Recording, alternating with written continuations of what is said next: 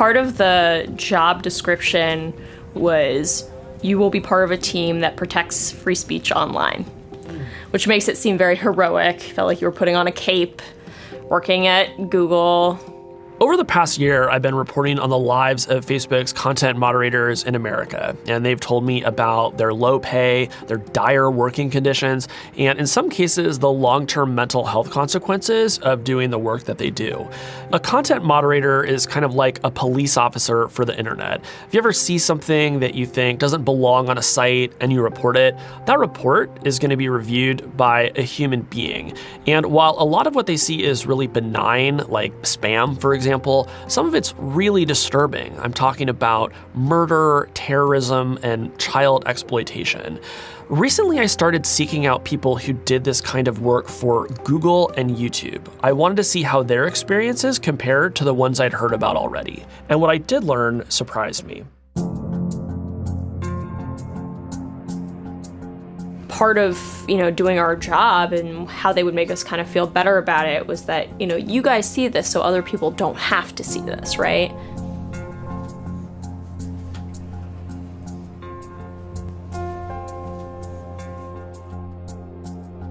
Over the course of my reporting, I talked to both people who worked at Google full-time and people who had been hired on through third-party contractors. It became clear to me that no matter who hired you, doing this job over a long enough time period can cause significant mental health consequences. But it also became clear to me that there is a big difference in how Google employees get treated and how those third-party contractors get treated. Today, a former full-time Google employee named Daisy Soderberg-Rivkin is going on the record to talk about her experiences as a content moderator. She had access to all the perks and all the benefits that come with being a full-time Google employee.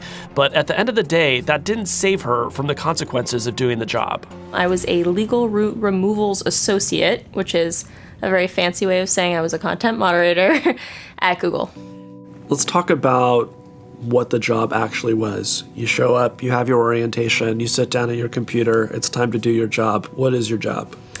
So you usually start your work by going through a queue. So you're assigned to a queue based on either an issue area or a geographic area. So I focused on the French market because my first languages were French and English, and I also worked on our child sexual abuse imagery cases and our terrorism cases. And you were working primarily on web search, right? Yes. We, as in-house content moderators, we would usually handle more high-level complex issues. So certain things that were very high volume, such as defamation and copyright, were typically sent over to contractors. They would then escalate to us if it was kind of a gray area, and if it was even a gray area for us, we would then escalate to our counsel.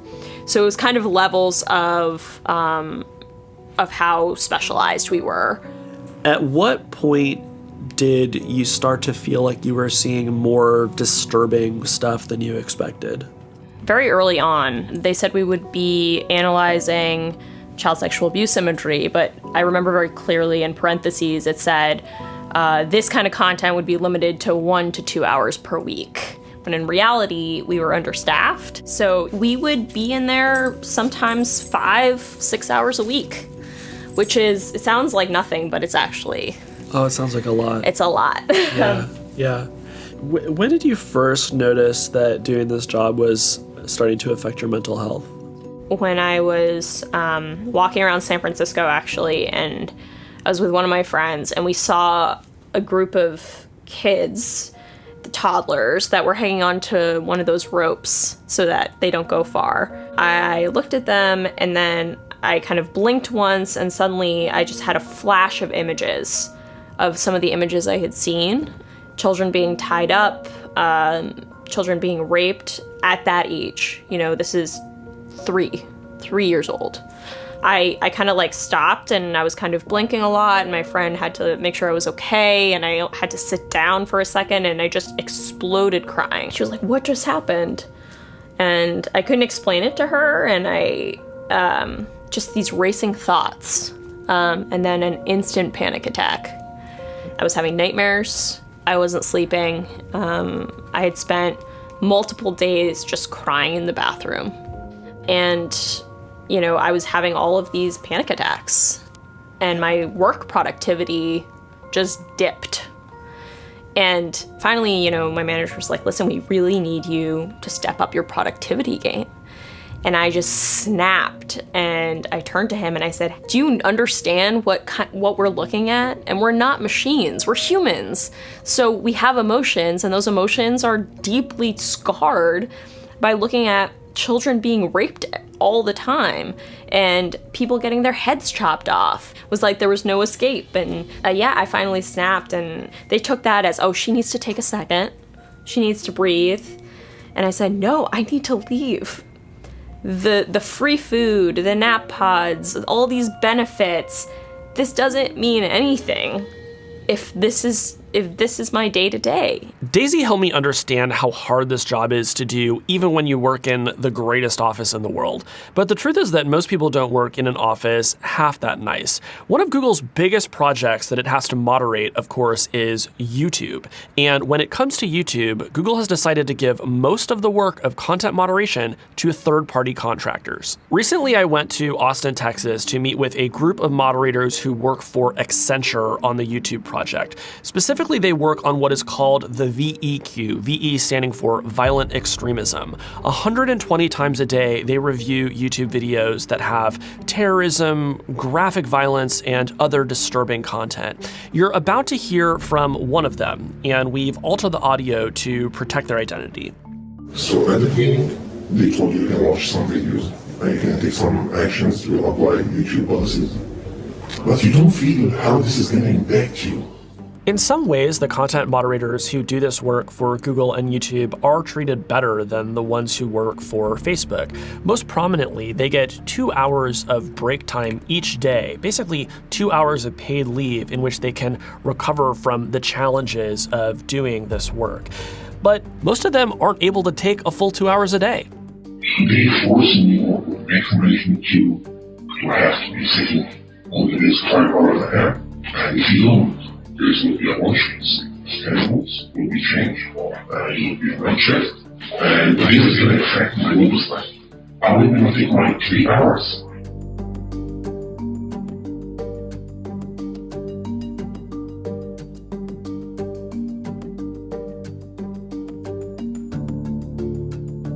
What kind of things do they do that make life hard? They always have complaints about everyone, like, I have something on you. If you make any problems, you know what? This is the reason that I can't fire you. Right. One of the things that they always say is for we miss one agents, more will get processed in. So they're constantly reminding you how easily you can be replaced. Yes, but not only that, they feel stuck somewhere. They can't leave the work because they have responsibilities. They have bills right now you have to pay. So it sounds like people feel kind of trapped. They are. Yeah, that's a good word. When I brought all of this to Google, the company told me that it takes the health of its workers very seriously and pointed out that it offers on-site counseling to both its full-time employees and to its contractors. I think it's worth pointing out, though, that even though Daisy had access to that on-site counseling, the counselor she had ultimately told her to go seek outside help and get a therapist.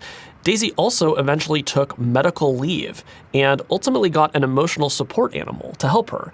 It's a dog named Stella. Look, high five. I found a psychiatrist and I found a therapist.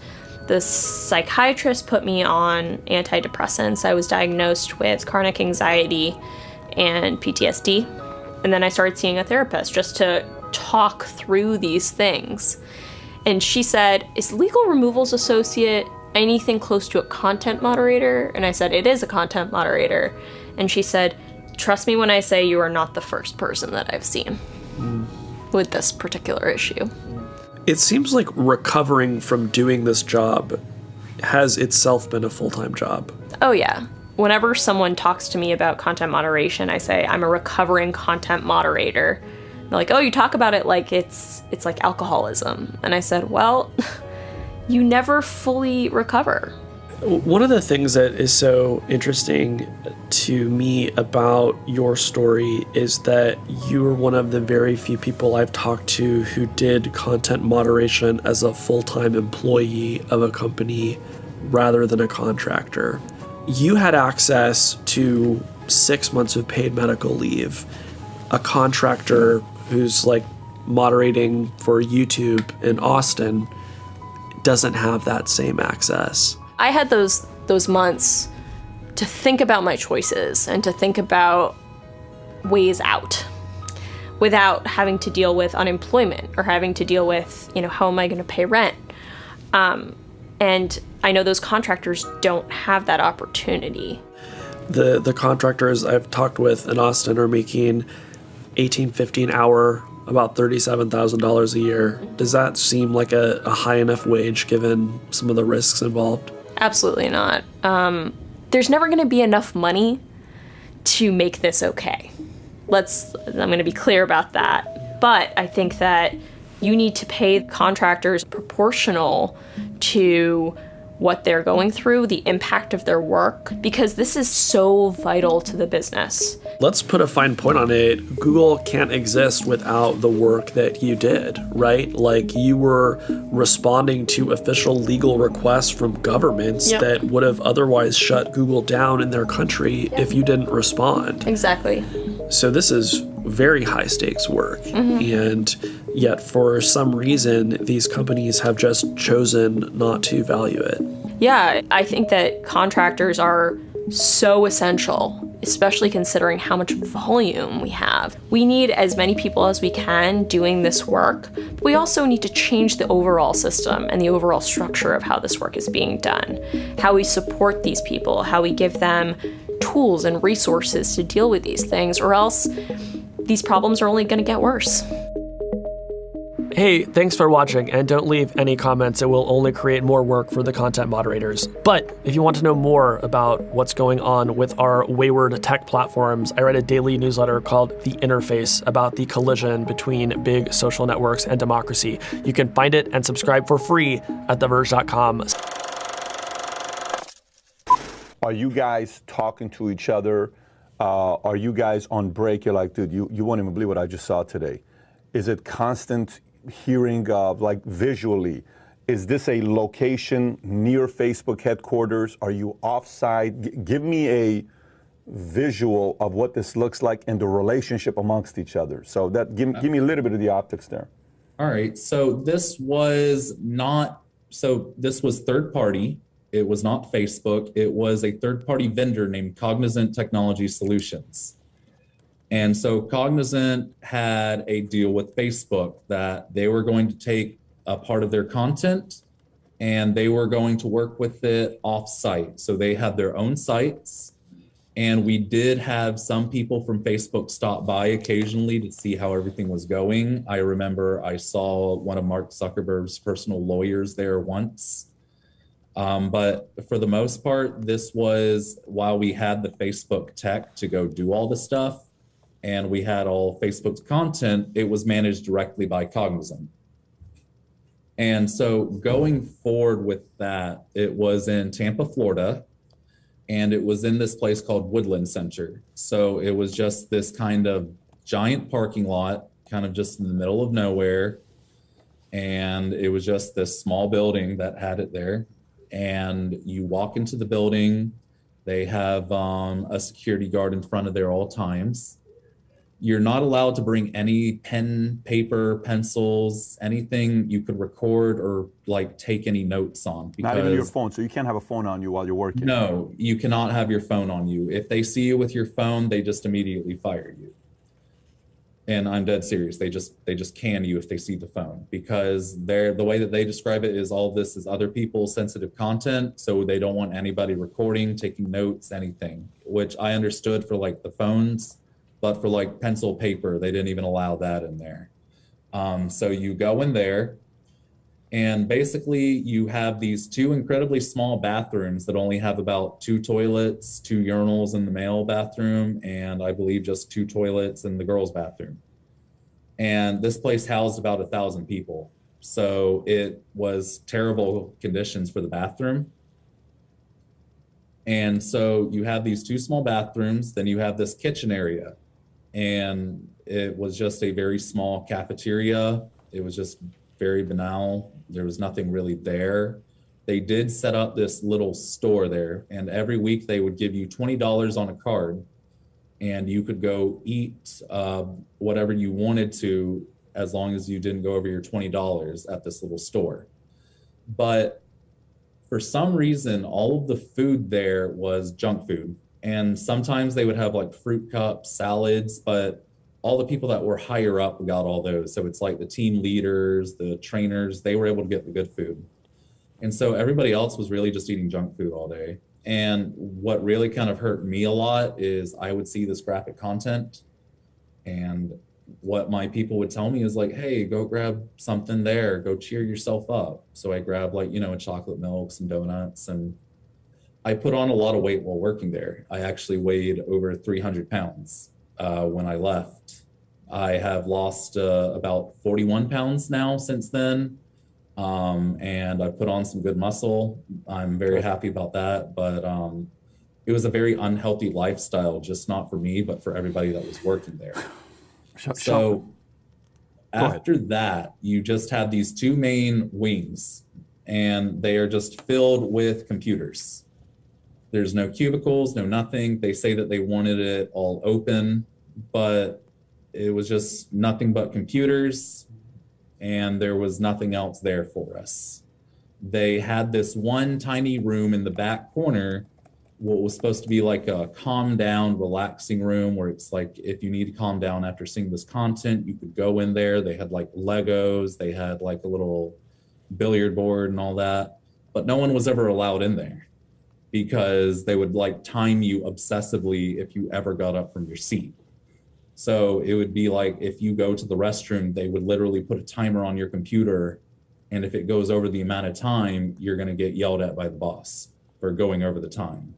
If you're on a break and you're like a minute late from your break, the computer alarm will go off, and it's immediately going to tell your supervisor that you're not there. And even if you're just like right around the corner, you're going to get another warning. You're going to get, dock and pay. So they were very like obsessive with you being at your computer at all times. In fact, what was just really ridiculous with it is how there were people there that wanted to just get up and walk after spending like 4 hours doing nothing at the computer. And like the bosses just would not have it. They just wanted to have a body in the seat. They didn't really care how that body was doing. They just wanted the person in the seat, and that was it. What were they paying you guys? They were paying us about $30,000. It was originally 28 working in the graphic violence division. They per just month? Per month? I wish it was per year. They're paying you 30 grand a year? Yes. To watch all, okay. Okay, they're paying you 30 a year, and that's like $15 an hour is what they're paying you. Mm-hmm. Okay. So these are two separate companies. Now let me ask you, is the liability on Facebook, or is the liability on Cognizant Technology Solutions? And how is Facebook holding these guys accountable for doing their job right? So that's an easy question to answer. Facebook is not holding them accountable. In fact, it was Cognizant that was the one that backed out of the deal with Facebook about being a vendor for their content. Facebook was not holding them accountable at all. Cognizant was able to do whatever they wanted without really any interference, as long as a certain amount of content was being looked at every single day. That's all that they cared about. They really didn't even care much about the accuracy ratings. They just wanted the number to go up to say, we looked at this much content. That was really what they were focusing on. What's successful? What percentage is successful to them? So a percentage that was successful to them is they wanted each and every employee to do about 500 to 1,000 pieces of content every day.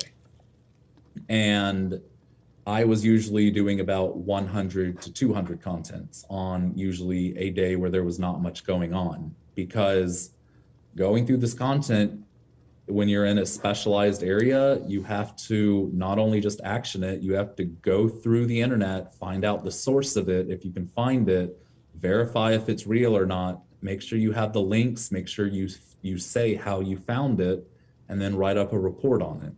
So a great example would be like, I'm finding a lot of these terrible bestiality videos. And I was able to find a bestiality website, and I was able to find those same videos from there. So I was able to find the source of it there. So then I would write up a report saying that this was not an original Facebook piece of content. This was something that was taken from another website. And then I would write up my report saying why it would be taken down, what the actions would be, what it breaks in the policy. So that does take up a good amount of time, especially when you're basically going through the whole internet looking for a piece of content like that. But there were a lot of times when my trainers would tell me, go slow, do it, you're doing great. That's why we promoted you. And then I would have the team leader telling me, no, you need more content done. And so I was getting two different perspectives on what I needed to do there. There was one that was telling me I needed bigger number of content. And then I had another group of people telling me that I needed to just focus on the accuracy of what I was doing, because these were real people, real animals in these situations. It was really pretty much the ethical side versus the business side. I'm looking at this Tampa Bay Times article that says Facebook agrees to pay $52 million settlement with content moderators who suffer trauma on the job. Former and current moderators in Florida and across the country will receive $1,000 each and may be eligible for more money to cover medical treatments and damages, et cetera, et cetera. Did you see this actually become a reality? Like, did you guys see payment from Facebook on this $52 million? No, I believe it's still in court right now, Okay. Still actually being worked on. Casey Newton from The Verge told me that he wanted me to be a part of it. And so I decided I will be. I originally didn't want to, because I didn't want anybody to come across thinking that I'm just doing, like, coming out and saying all this stuff for money. Yeah. Like, there's a message I wanted to bring about this. But I decided that it probably would be best, especially after everything that's happened to me.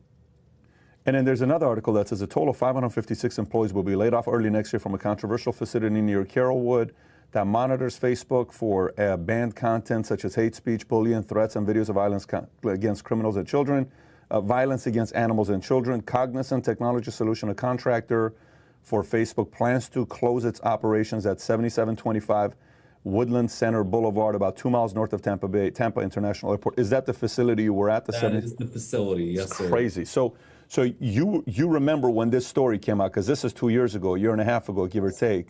I do remember that story coming out.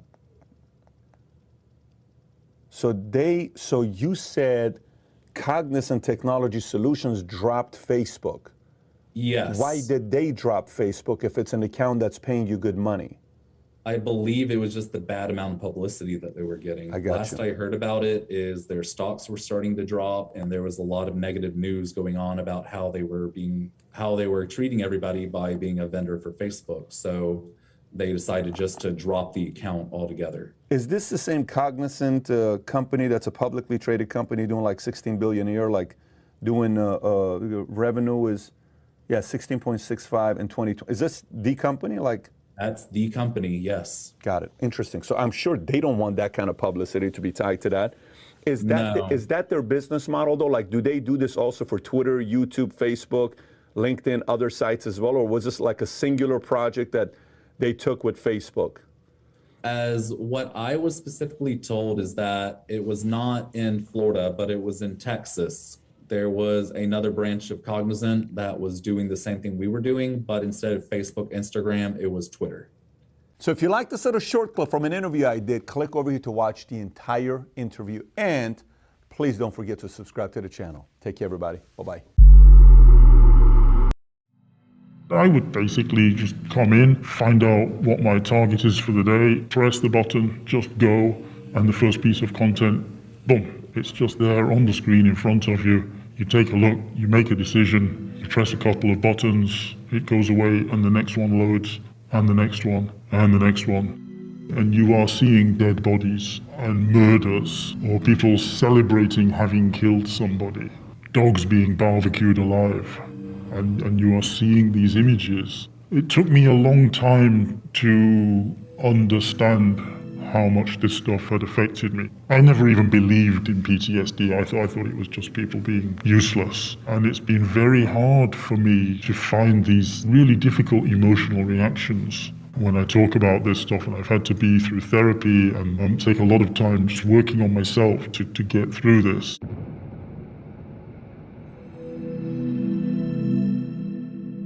I used to work for Facebook, and my job was to spend 8 hours a day looking at all the worst things that people post online so that you don't have to see it. Mark Zuckerberg had just announced he wanted to hire thousands and thousands more people to do this work. And I think they just needed bums on seats. So I was snapped up. They did ask me, you do understand that maybe occasionally you might see something that's a bit disturbing, and they ask if you're okay with that. But you don't have any experiential understanding of what that means.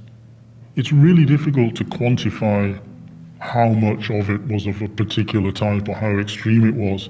You would be able to quantify this, but these numbers are not available. Facebook have them, but as an employee, you're not entitled to find out what kind of harmful material you've been exposed to. I'm going to guess it's between 5 and 10% of what you see every day is potentially traumatizing. I can remember the first one that just was like a wow moment, and that was when we first started. I got this one day, and it's a super close-up shot of a man just jerking off, but I didn't want to reach forward, put my hand into that space to press the buttons to delete it. And eventually one of the girls did it, and then she picked up, there was a packet of wet wipes on another desk for cleaning the desk, and she cleaned all the desk, the keyboard, and her own hands before she went back to her desk. Thinking about that later, I realized that we really do feel like touched by what you see. And then a couple of weeks later, one of my colleagues got his first self-harming incident where somebody is cutting their wrist and seemed to be in imminent danger of committing suicide. We just heard this shouting, this guy just shouting like, "Fuck, what do I do? I've got a suicide, what do I do?" And he was in a complete panic because there's a life at risk right in front of him, right there and then. And your job is to protect people. Well, the guidelines are not guidelines. They're very, very strict, very precisely written rules. We've got definitions of harm versus injury versus violence. We've got clear definitions of what is hate speech and what isn't hate speech. Your head is swimming with all of these issues and things that you have to consider every time that you're confronted with this stuff. I think it would be easier to deal with the images if you weren't having to think about them so deeply. I worked the evening shift, so I would start at 6 p.m., finish at 2 o'clock in the morning. But then you would often wake up 3-4 hours later, you'd suddenly sit up in bed, remembering a decision that you've made and realizing that you've made a mistake. Like, I've missed a nipple.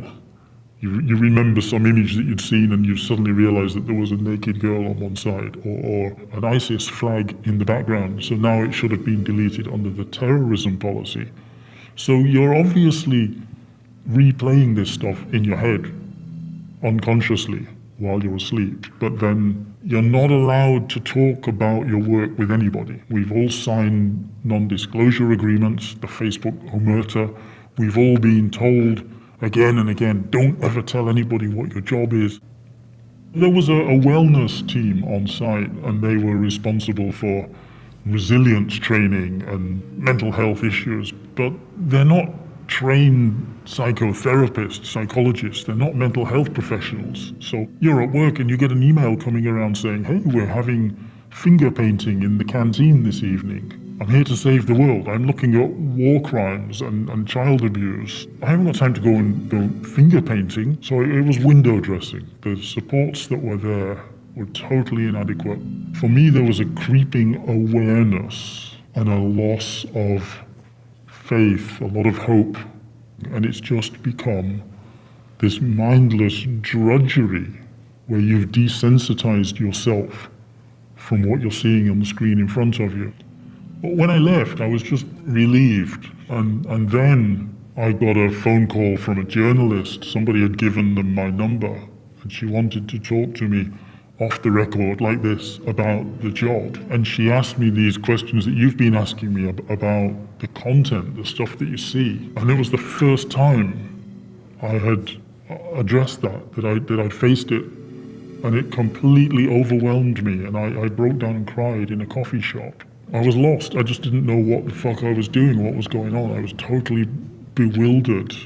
You know, as I started to get my head around it and talk to specialists and doctors and people, I realized that this job had knocked me on my arse and I hadn't even realized it. Facebook denies that anybody could ever get PTSD. Nobody has been harmed. That's very explicit. And then there was a recording. Somebody actually taped what Mark Zuckerberg was saying in an internal meeting with employees last year. And Mark Zuckerberg said, it's a little bit overdramatic. He just totally dismissed all of the criticisms that have been made. It's denial. They don't want to know what's going on, and they'll say the right things. They say things that sound good, but they don't fucking care. And Mark Zuckerberg, I don't care what he's been told by other people. These stories have been repeated enough times now that he needs to go down onto the shop floor and see how people work day in, day out, see what's happening, and talk to people who've been harmed, and embrace the fact that he's got a problem he needs to solve.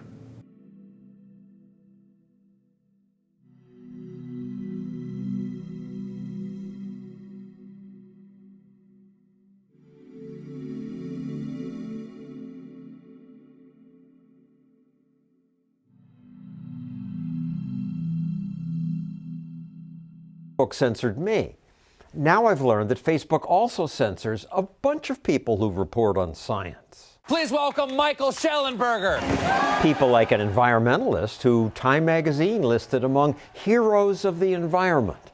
That's Michael Schellenberger. You're going to need a lot more clean energy. Facebook also censors a man named one of the world's most influential people of the 21st century. That's statistician and environmentalist Bjorn Lomborg. And they censor science writer and New York Times contributing columnist John Tierney. They accuse all of us of spreading misinformation. But really, the people guilty of spreading misinformation are Facebook and its fact checkers. To do the fact checking, Facebook partners with groups like these, all of them approved by something called the Poynter Institute. It calls itself a global leader in journalism and claims it has a commitment to nonpartisanship and fairness. But they're hardly nonpartisan. Just look at their website. Their eagerness to honor left-leaning reporters and their push to decolonize the media and change language shows their leftist bias. Poynter once even apologized after it tried to blacklist conservative news sites. Yet absurdly, this is who Facebook partners with to certify who will censor all of us. One so-called fact-checker Poynter approved is this group, Science Feedback, run by this man who says his censors will cleanse the internet. Tous vos enfants pourront surfer en toute tranquillité sur des vagues d'informations crédibles. He's the censor-in-chief. His group objected to this article John Tierney wrote that said masking children can be harmful. More than 10,000 parents said that masks were giving their kids headaches, making it harder for them to concentrate. Tierney simply cited a study, which later passed peer review, that said masks sometimes cause problems. Everything I wrote was accurate, and yet they labeled it partly false. They said the study he cited wasn't good enough because it's not a random sample. Parents' comments may not be representative of the general population. But Tierney had acknowledged that. It's obviously not a random sample. You said that. I said that in the piece. They censored him anyway. This partly false label is nasty because it leads Facebook to stop showing Tierney's work to many people. What should be labeled false is Science Feedback's sloppy fact check. The worst misinformation is what the fact checkers are spreading. They've got this key takeaway that masks are fine for children over 2 years old. That's not something that most scientists believe. It's not what the World Health Organization believes. No, the World Health Organization says kids under 5 should not be required to wear masks. The so-called fact checkers ignore that and don't cite any studies to support their opinion on mask safety. Meanwhile, I'm citing peer-reviewed scientific studies that have demonstrated something called mask-induced exhaustion syndrome. There are all kinds of well-documented effects of wearing masks. You're not saying nobody should wear a mask or that masks are useless. No, but we should acknowledge that masks do have impacts. You know, workers who wear masks for a couple hours in Germany, they have to stop and take a half-hour break after that. I mean, this shouldn't be a controversial thing to say. No, but Facebook generally bans it because science feedback doesn't want it said. They don't want anyone presenting evidence that goes against their desire to tell people what to do. Just wear a mask. I shouldn't have to make it fun. It's science. They don't want people to see contrary evidence. We know that it's been debunked that this virus was man-made. Another example. Poynter Institute's thought police declared that the COVID lab leak idea was incorrect. Science feedback still insists COVID is of natural origin. Facebook eventually banned even discussing whether it might have been man-made until the very day the Biden administration admitted COVID may have been accidentally leaked from a Chinese lab. Only then did Facebook lift its ban. You're not like a tree hugger kind of guy, right?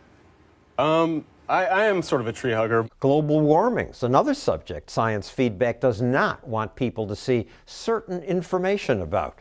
Michael Schellenberger was censored after he wrote that climate change won't bring an apocalypse. They censored me for saying that we're not in a sixth mass extinction. We're not. Climate feedback justified their censorship by citing this report that claims we are pushing the planet toward a mass extinction. But a chair of that group told Schellenberger, we're not in a mass extinction. We don't say that. You have to have 50 to 75% of all species on Earth going extinct to be in a mass extinction. They also censor Bjorn Lomborg for saying, turns out that when temperatures rise, you're going to see more heat deaths, but many fewer cold deaths. So overall, the rising temperatures have actually saved lives. Now, it hasn't been proven that the cause of the drop in deaths is the temperature rise. It could have been something else. But so what? His main point that temperature-related deaths fell while the planet warmed is true and important. Yet science feedback keeps that out of your Facebook feed. The points that I try to make are the points you don't normally hear, and that's what they hate. Why do they want to do this? There's a lot of folks who are very emotionally invested in the climate catastrophe argument. Partly, it makes it a lot easier to get people to donate money and to accept that politicians are spending their tax dollars on climate policy if it's the end of the world. We are in the beginning of a mass extinction. They have a mission outside just facts. They also want you to not know stuff. That's not fact check. That's simply saying, we don't want to hear this opinion in the public space. And quite frankly, that's terrifying. Il nous faut des centaines de milliers potentiellement. Now Science Feedback's leader says he wants to expand, to censor not just Facebook, but other social media. That makes me scared. It certainly makes me scared when you look at their track record so far. The goal is nice, that we actually try to make sure we have less misinformation on the internet. But you could very well end up in a place where we only have the approved facts that fit the current narrative. That would be a terrible outcome. Science Feedback's so-called fact checkers go well beyond checking facts. They're trying to suppress people whose opinions and whose evidence they don't like. They're not fact checkers, they're fact blockers. The world doesn't need fact blockers. We need more freedom to speak, not less. Facebook's Poynter Institute censors are now the enemy of open debate. If you like our videos, please sign up for our email list. That way, they can't cut us off, and we'll make sure you see the next one. In their own fact check, they say, but we don't want to draw that conclusion or anything. Well, we were not comfortable with the conclusions that we're drawing. The reason all this is a problem is because there's an attempt now to reassert gatekeeping from the top. There's an attempt that's happening right now in real time to reassert the gatekeeping of news. And a lot of this is driven by the fake news mania that the left has pushed in the aftermath of Hillary Clinton losing the election. So Hillary lost. We can't just say she lost because she's a crappy candidate. Instead, we're going to say the reason that she lost is because of fake news. It's because people were putting out stuff that was false. Now, there are stories that are actually false. There are stories about how Pizzagate was real, for example, where there's no factual basis to it whatsoever. Okay, that's actual fake news. Then there's stuff you disagree with. And unfortunately, because the left disagrees with so much of what the right has to say, what you see very often is the left actually engaging in a process where they will shut down the dissemination of conservative-oriented news because they're saying it's afactual or counterfactual. That's not true. That's not true. So you've seen there's been talk about this on some of the major websites. It's certainly true on Google that how you search on Google is very different than the search results that you receive from another web engine like Bing. Obviously, Twitter has been downgrading conservatives for a while. So what James O'Keefe uncovered here is something that's very troubling. It's one of the reasons why, for example, YouTube has gotten itself in serious trouble. They demonetized a video that I did with Dave Rubin the other day, which is the least controversial political video of all time. They demonetized a conversation that I did with Blair White on transgenderism, which is a very friendly conversation with a transgender person about the pronouns that ought to be used in addressing transgender people. That was demonetized. Right? YouTube has demonetized a lot of the Prager University videos, so much so that Prager University is suing YouTube. Now, is that a lawsuit that can sustain? I'm not sure it can because these are all private companies. But it is certainly true that we do have a troubling situation that people should know about when all of the major ways that you gain your news are being curated by a bunch of lefties on the top who are biasing the news feed in favor of their own favorite political beliefs, knowing that other media outlets will praise them for doing so. So good on O'Keefe for doing this, and this is something you should keep an eye on. Just because news is being downgraded by an outlet does not mean that that news is fake news. I mean, as I say, Daily Wire is now has these reviewed claims over at Google. Guess what doesn't? Slate, Huffington Post, Salon, right? None of these have this, right? None of them. CNN, none of them have the reviewed claims aspect. Instead, they're just using left-wing fact checkers to fact check. It's not just Daily Wire, by the way. It's Daily Caller, it's The Federalist, it's only right-wing sites, basically. Following Facebook's scandal with Cambridge Analytica, Mark Zuckerberg went before Congress for 2 days of questions on Facebook's approach to users' data. As Zuckerberg presented it, Facebook users are in complete control of their data, with the company taking only what they share and deleting anything users don't want on the network. On Facebook, you have control over your information. The content that you share, you put there. You can take it down at any time. The information that we collect, you can choose to have us not collect. You could delete any of it. And of course, you can leave Facebook if you want. Now, none of that's false, but it's not the whole picture. There's a lot of data that Facebook collects behind the scenes, and most of it isn't obvious from Facebook's privacy tools. So, active Facebook users can modify or delete their ad targeting data or download almost all the data Facebook has collected on them.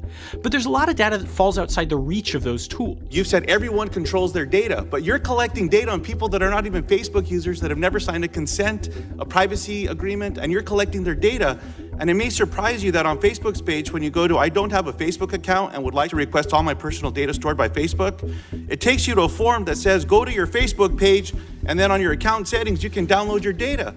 So you're directing people that don't have access, don't even have a Facebook page, to have to sign up for a page to release their data. We've got to fix that. The biggest problem is something called shadow profiles, data that Facebook keeps on non-Facebook users based on the contact lists that their friends have uploaded. Even if you've never signed up for Facebook, there's a good chance that you have a shadow profile. But you'd never know that from Facebook's data privacy tools, because those tools only work for active Facebook accounts. Congressman, I've logged out of Facebook. Do you still have the ability to follow my interactions on the web? Congressman, you have control over what we do for ads and the information collection around that. On security, there may be specific things about how you use Facebook, even if you're not logged in, that we keep track of to make sure that people aren't abusing the system. There's a lot of other data that you can't get through Facebook's privacy tools. Zuckerberg kept telling Congress you can download all your Facebook data, but the download tool omits a lot of information that Facebook clearly collects and uses, like the location that it pulls from your phone or web browsing data collected by Facebook's pixel tracking tool. Zuckerberg also said that Facebook gets rid of all that information when you delete your account, which is sort of true, but what about the shadow profile that predated your account? We just don't know. The biggest problem is that we don't know how much information falls into that category, or what Facebook's rules are for dealing with it. We don't know who has access or how they could use it. In this week's hearings, Zuckerberg didn't want to admit that non-profile data existed at all. But over and over, members of Congress were ready to force the issue. You didn't know what a shadow profile was. You didn't know how many apps you need to audit.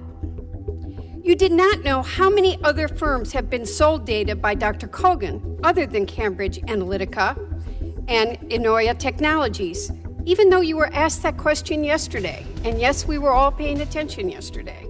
The big question is, what's Washington going to do about it? One idea is the Consent Act, which would require explicit opt-in consent anytime a tech company uses or shares data.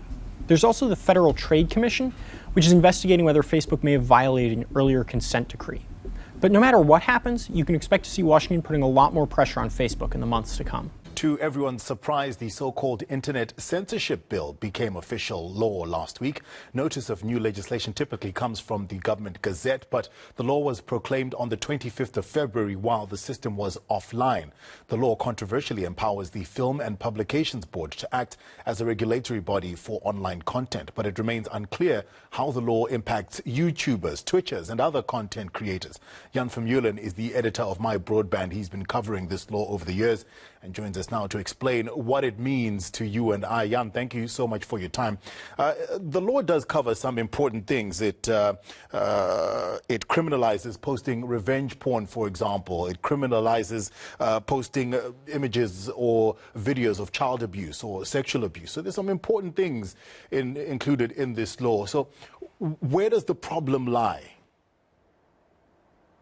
Right, yeah. So not taking away from the good things the law does, though I would argue that these specific things, while amazingly important, are covered elsewhere. We have the Cybercrimes Act now, so this really shouldn't be in the Film and Publication Board's law. The Film and Publication Board typically, when they came across child sexual abuse material or something similar, would hand that over to the police for investigation. It's very strange to have this contained in the Film and Publications Amendment Act. And then the other good things, obviously, is that, yes, online content needs to be classified so that parents can make informed decisions about what their children should and should not watch. But unfortunately, there's a huge problem with some of the technicalities in the law, and it's just been railroaded in despite objections from legal experts around the country. So they make a distinction between commercial and non-commercial distributors of content. And it could be anything from a video, blog post, Facebook post, WhatsApp message. Anything is, can be classified as this kind of content. But while the FPB will only regulate commercial distributors, non-commercial distributors can receive complaints. And so you can go to the FPB, lodge a complaint against someone's video on YouTube or post on Facebook with the Film and Publications Board if it is so-called prohibited content. And that includes things like hate speech and incitement. And there's some concern that loopholes in those definitions are going to be used to silence speech that people don't like. So that's really where the major point of concern is. So if I were to lay a complaint, who decides then whether my complaint is valid or not? Exactly. So the Amendment Act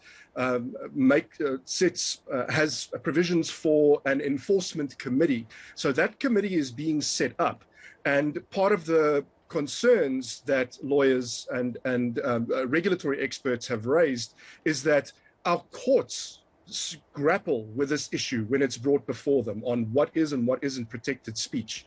And so to have like an entirely separate body set up for this that's not elected, that are not the highly experienced judges of our high courts, is extremely concerning.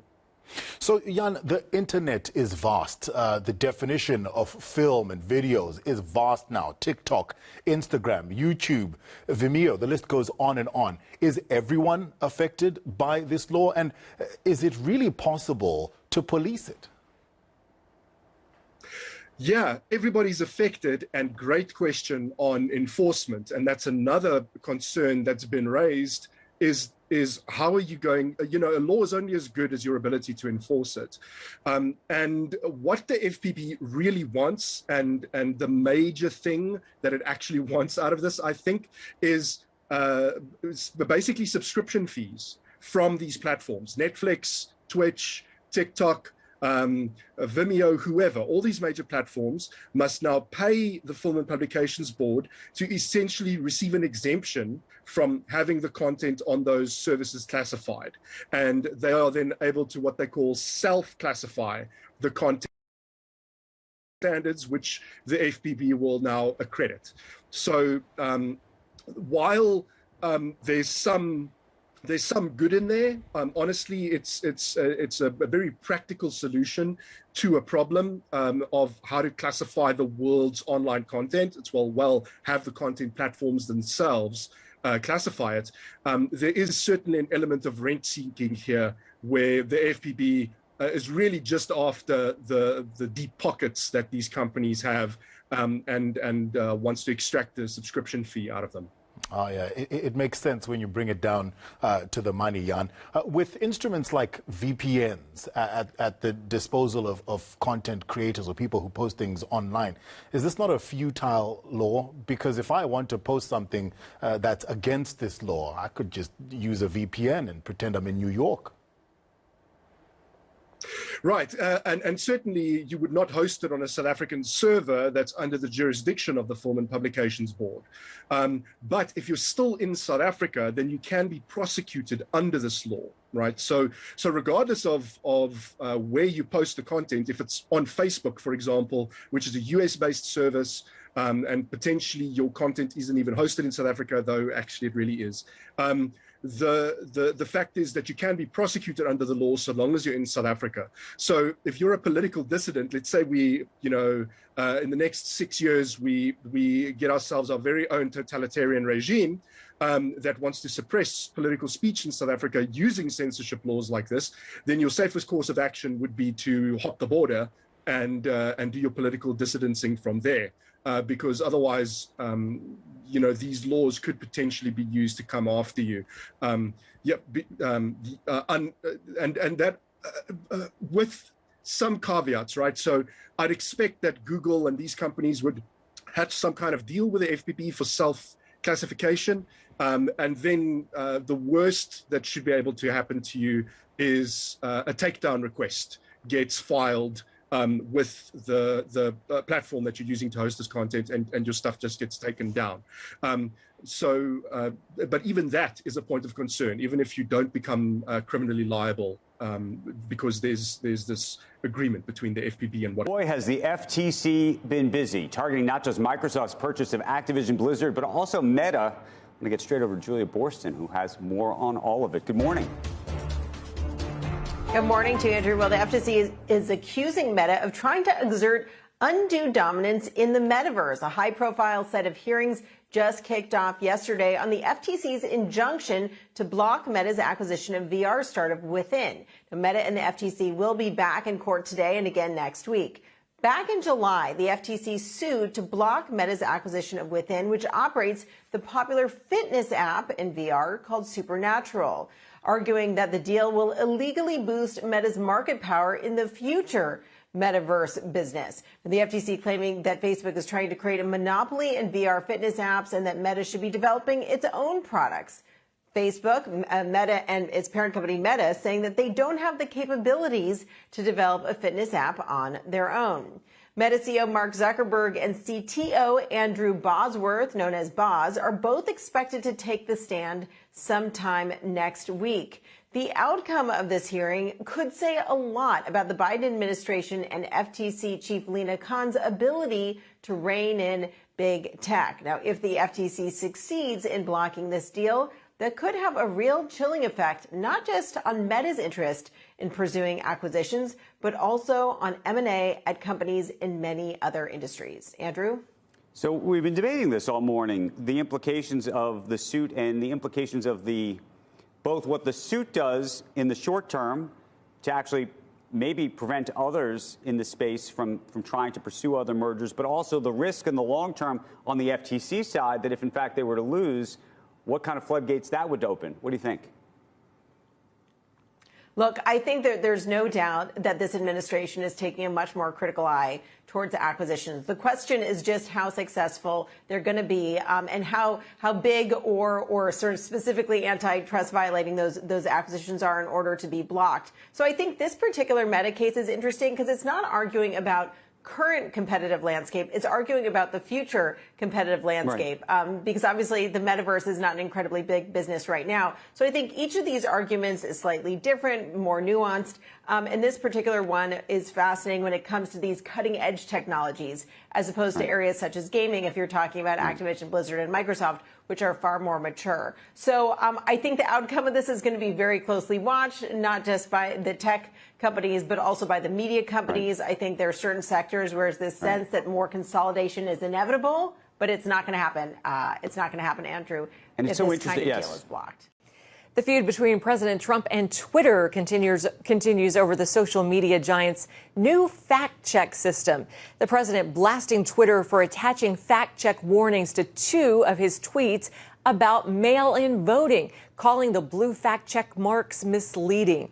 In response, Trump tweeted and accused Twitter of interfering in the 2020 presidential election, saying the company was, quote, completely stifling free speech. A spokeswoman for Twitter says the tweets, quote, contain potentially misleading information and were labeled to provide additional context. Joining us now with more from the Media Research Center is my friend Dan Gaynor. Dan, what do you make of all this? How does this new fact-check system actually work?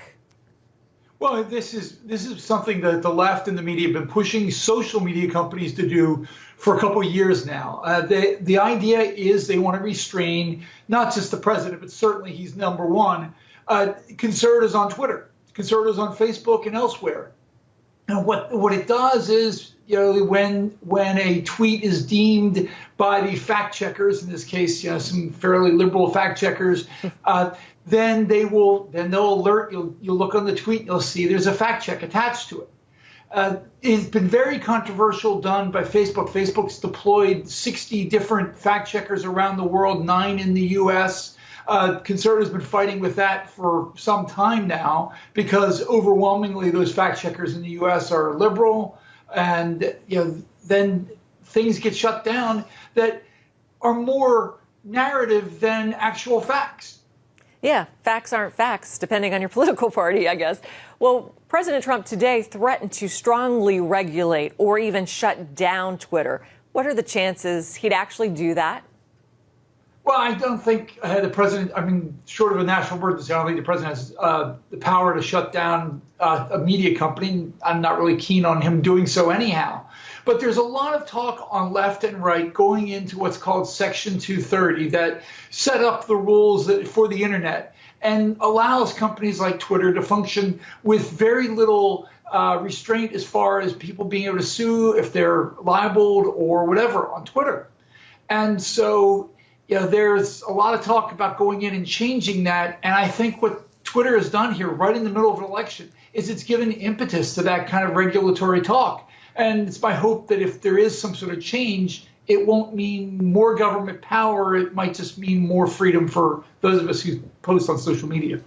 Dan, a BBC journalist tweeted about it in writing, quote, so Twitter can fact check Trump, but cannot do the same for Islamic Republic of Iran's leaders who are actively using the platform to get their messages out to the world. Do you think there is bias going on here? Absolutely. The left wouldn't have any standards if they didn't have double standards. Twitter allowed 4 years of Russia collusion on its site to declare basically that the president was a traitor. The president strikes back, and so he gets fact-checked. It allows China to claim that the U.S. military produced the virus and introduced it into China. And that doesn't get fact-checked. This is entirely a political attack because of a battle that Trump's having with Morning Joe host, Joe Scarborough. It's totally just basically bowing to their base, and their base is the left, and particularly the traditional media that all want to regulate Trump, and they've wanted to since 2016 because they see social media as the way that he won that election. Well, and I guess the interesting or the funny thing about it is, Trump loves Twitter. So for him to threaten to shut it down, I mean, where would he get his message out? I mean, he doesn't really do that on Facebook. I mean, he's a tweeting president. Well, yeah, I mean, he's active on Facebook, but he's definitely, Twitter is his baby. He could go to other platforms, and that's what the left wants. They want Trump to leave Twitter. They don't care whether Twitter lives or dies, but they want Trump to leave Twitter because he has massive global reach on Twitter. If he went to someplace, an alternate platform, let's say Gab or someplace like that, it's much smaller. You'd have nowhere near the influence, and particularly journalists they basically decide their stories on Twitter. Something like 80% of journalists find their stories on Twitter. I love Twitter for the news value. last time I checked, President Trump had like 80 million followers on Twitter. I don't think he's going anywhere, and I don't think Twitter really wants. Well, they may want to lose him, but they've certainly got someone with a lot of followers on Twitter. Well, listen, Dan, thanks. We're out of time. It's always great to have your insights. Have a great day, and we'll talk to you soon. Thank you. Take care and go.